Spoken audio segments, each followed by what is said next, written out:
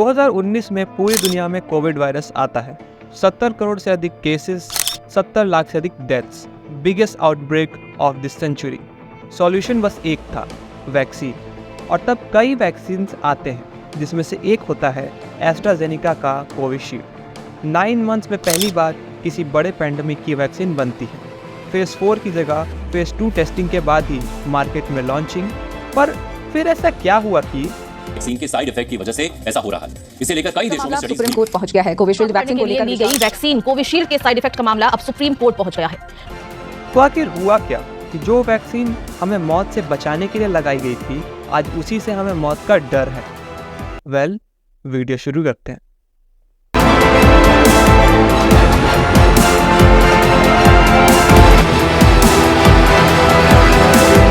दो 2019 में कोविड आता है। सबकी हालत ख़राब हो जाती है, लाखों डेथ्स, लॉकडाउन, खाने की शॉर्टेज वगैरह वगैरह। और हम सब ने शायद सबसे बुरा वक्त देखा अपनी लाइफ का। पर अब अगर हम हिस्ट्री में थोड़ा पीछे जाए ना, किसी बड़े लेवल के पैंडमिक में, तो जो सबसे जल्दी वैक्सीन बनी थी वो था मम्स वायरस का, जिसको भी बनने में 4 साल लगे थे। अब सारी फार्मा और रिसर्च कंपनीज जो होती हैं वो दिन रात लग जाती हैं। एट द एंड कुछ मंथ्स में हमें कुछ वैक्सीन देखने को मिलती हैं, जिसमें से एक एस्ट्राजेनेका का भी होता है। इंडिया में इसको सीरम इंस्टीट्यूट बनाती है और इसका नाम कोविशील्ड रखती है। पर वैक्सीन को तो बनने में 5 से 10 साल लगते हैं, तो ये कुछ मंथ्स में भला कैसे बन गया? साउंड्स वियर्ड ना? वेल, यही तो रीज़न है पूरे इशू का, या कहूँ मजबूरी। अब देखो, कोई भी वैक्सीन में इतना टाइम इसलिए लेती है बनने में क्योंकि हमें वैक्सीन के अंदर एक्चुअल वायरस को डालना होता है, वीक करके या डेड करके, ताकि बॉडी को हार्म ना हो और हमारा इम्यून सिस्टम स्ट्रांग भी बन जाए एक्चुअल में जो वायरस है स्ट्रांग वर्जन का, उससे लड़ने को। और ये बनने के टाइम बहुत से फेजेस होते हैं, जैसे फेज़ 1, 2, 3, 4 वगैरह।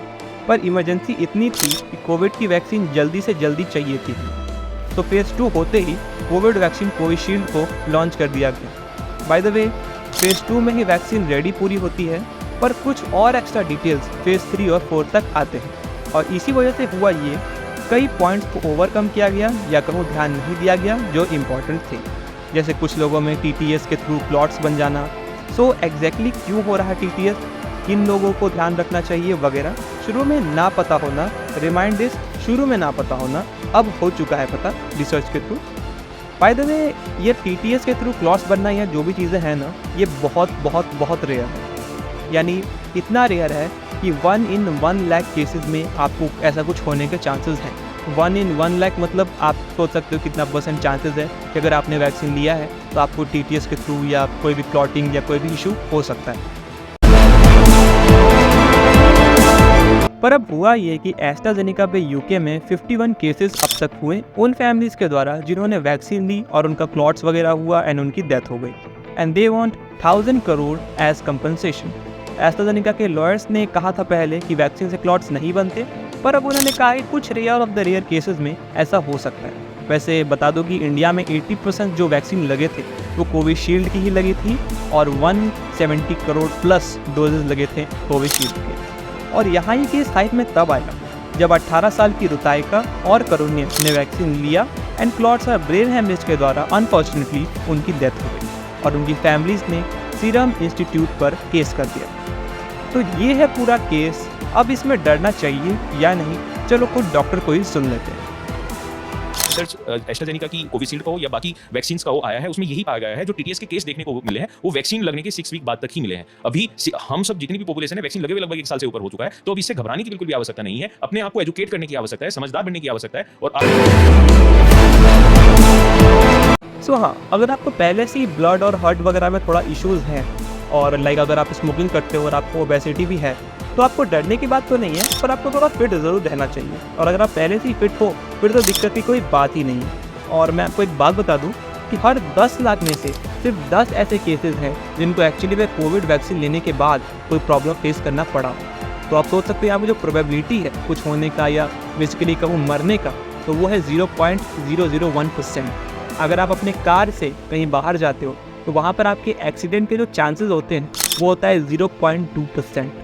वहीं अगर आप ट्रेन वगैरह से ट्रैवल करते हो वहाँ पर आपको कुछ हो जाने का चांसेस 0.01% होता है। इनफैक्ट अगर आप नॉर्मल आराम से पैदल चल रहे हो तो वहाँ पर भी आपके एक्सीडेंट के चांसेस या को मरने के चांसेस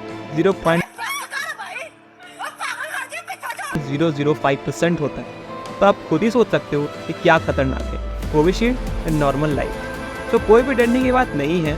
और वैसे भी यार 2-3 साल होने को है वैक्सीन लिए हुए, तो बॉडी ना पूरी तरीके से उसको अडेप्ट कर चुकी है। ये जो 51 केसेस हैं ना, ये मोस्टली शुरू के पीरियड के हैं, तो अब चांसेस ऑलमोस्ट नहीं हुए। जैसा मैंने बोला, शुरू के पीरियड में रिसर्च हुई ही नहीं थी, इसलिए तब के केसेस हैं ये 51 केसेस। सो मिलते हैं नेक्स्ट वीडियो में। और मैंने भी कोविशील्ड लिया था तो मुझे भी कुछ नहीं होने वाला। बच गया। एक मिनट, माँ मुझे कुछ हो रहा है। माँ मुझे कुछ दिखाई नहीं दे रहा है। माँ, मम्मी।